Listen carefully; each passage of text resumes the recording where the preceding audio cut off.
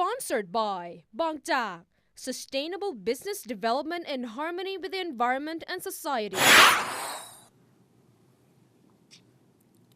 Among the 6 Thai companies that are listed on Forbes' Best Under a Billion, Lana Resources Public Company Limited is on the move to become one of the leading companies in the coal business in the region, of course. To mark its emerging presence, Lana Resources PCL contributed to the combined revenue of 7.7 billion baht last year, indicating positive prospects on net income, sales growth, and a return on equity.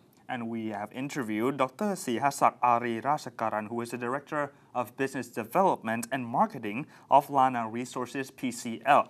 As one of the coal business leaders in Thailand and ASEAN, it's interesting to hear an insightful perspective on the company's strengths and marketing strategies. Welcome to the program. Could you start by giving us a brief introduction of the history and core business of Lana Resources PCL? Lana Resources is a public company listed in the stock exchange of Thailand. We have been doing coal business, especially mining and production, for the last 25 years. We have been in the stock exchange for the last 19 years. And about 10 years ago, we ran out of our concession in Thailand and we moved to Indonesia.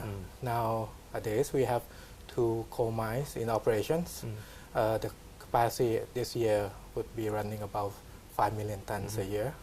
And we expect to expand to a 3rd coal mine by next year. Also, after the coal mine in Thailand was depleted, we then moved into another renewable energy in Thailand called ethanol for fuel. And that has been in operation for the last 8 years. Right. As Lana Resources is one of the coal business leaders in Thailand and ASEAN, what are the key strengths of Lana Resources PCL compared with other companies in this business? I believe for Thailand, we are in the same, would be in the same group with Banpu Public Company Limited as well, because we start with owning a coal mining and then production from there, and then from that point on, then we expand with the marketing and the trading. The other coal companies in Thailand actually start on the trading side and would perhaps move on in the future to coal mine owning and then do their own production. Right. So that's, in that regard, I think we are clear that our strength would be that we do have our own coal mine, which what it means is that we can look at the cost and the difference in price and make sure that we run it very efficiently.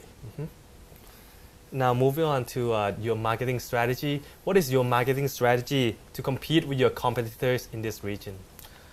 I believe that Thailand has been quite advanced in terms of coal business. The only countries in this region that actually probably more advanced than us because of their abundant resources would be Indonesia.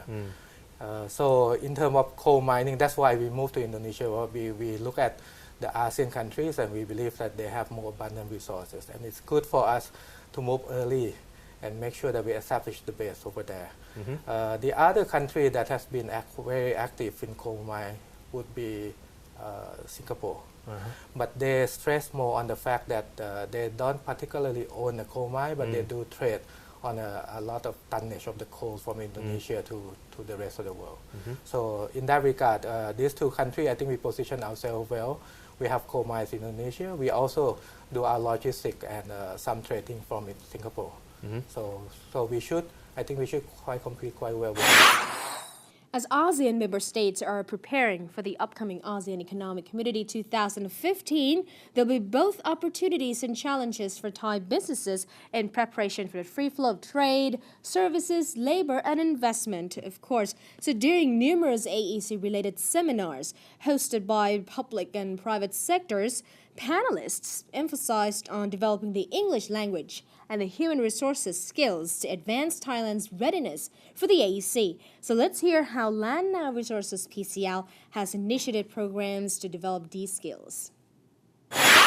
And now moving on to questions regarding the upcoming ASEAN Economic Community in 2015. So as the AEC is fast approaching, what are the key challenges for Lana Resources PCL in the ASEAN market? I think the challenge in this industry would not be on the technical side for us because we've been there for quite a while already in other ASEAN countries. However, I think we still have a little bit of need more preparation on the human resources and also the language. Because I think from our perspective, once we move on, then even Indonesia would be more susceptible to other ASEAN countries moving into Indonesia, such as Philippines, who are very good with English language. And they, at this moment, I think they position their people with the language skill higher than us. So from that point of view, we expect that in coal mining, except for the skill part on the coal mining, for example, the human resource, the Indonesian already have the law that we have to hire Indonesian to handle all the people over there. The rest, for example, like purchasing, trading, I think we would open to be more international on that regard. Right. Yeah. And I would like to touch upon the topic of HR and also the English language training by Lana Resources PCL. Does the company give its own staff the training that requires by, Yes, we do. Yes, we do. Actually, for the people that has to go to coal mining sector part of the business, we actually train them not just on English only, but we also train them on Bahasa. So our people that on site can speak Indonesian language as well as English. We try to blend in with their cultures because you have to accept that they're the largest Muslim country in the world. Yes. So, and we are Buddhist, so we have to be aware of what we can and cannot do. These are like the cultural training that we also provide, because we believe that not just the language or the mining skill that they have, they also have to survive in the communities. That's different from our upbringing. But it will be a challenge for our children in the future that they have to cope with all this anyway. In terms of language and other skill in human resource, like I said, the Indonesian already stressed that human resource manager must be Indonesian, and they would understand more or less and actually educate us while we on the site. Right. And do you think with the AEC, as the AEC will be implemented, do you think most of Thai businesses are ready for free flow of trade and investment in the ASEAN community by the year 2015 or 2016? This is my personal opinion, not necessarily the Lana Resources opinion. But I believe that we're still a little bit behind. We need to, I think, spend the next 2 years in preparation in a much more intensive form. And it's not, I don't mean just additional seminars, because I think we do have AEC connected seminars, either provided by the government sectors or the private sector, almost every week.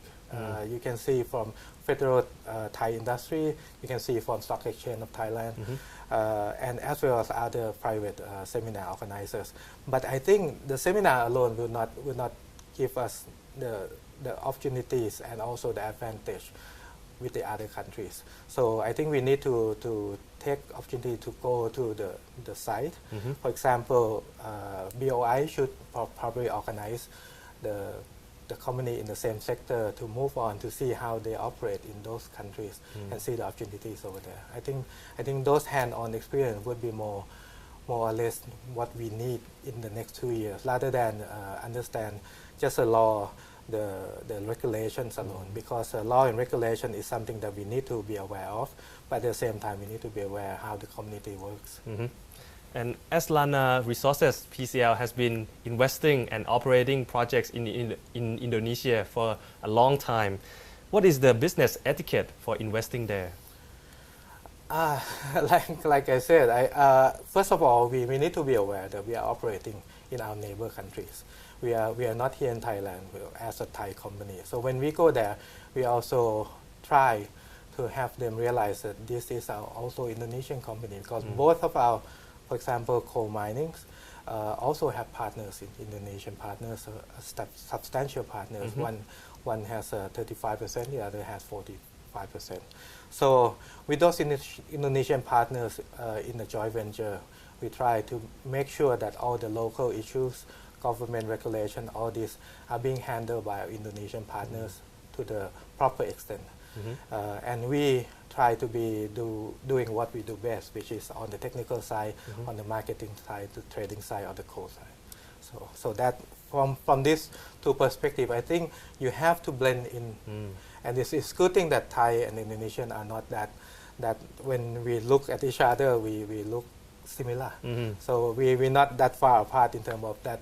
When they look at us, they don't see us as a threat. Yes. And do you have to cooperate with Indonesian authorities when investing there? Definitely, especially in natural resources, you have to work on the premises of the concession boundaries. You have to work within the regulation by not just the central government, because Indonesia has a very autonomy system. So they have the local government, they also have a provincial and the regional governments, which we also have to realize that sometimes the regulation are slightly different. And with that realization, I think we try not to make mistakes, and we also try to get good relationship to the government whenever they want to change some law or regulation. We like to understand them before they implement it. And we'll come back after a short break to see what Dr. Sihasak had to say on Lana Resources PCL's regional business expansion plan, as well as its secondary core businesses.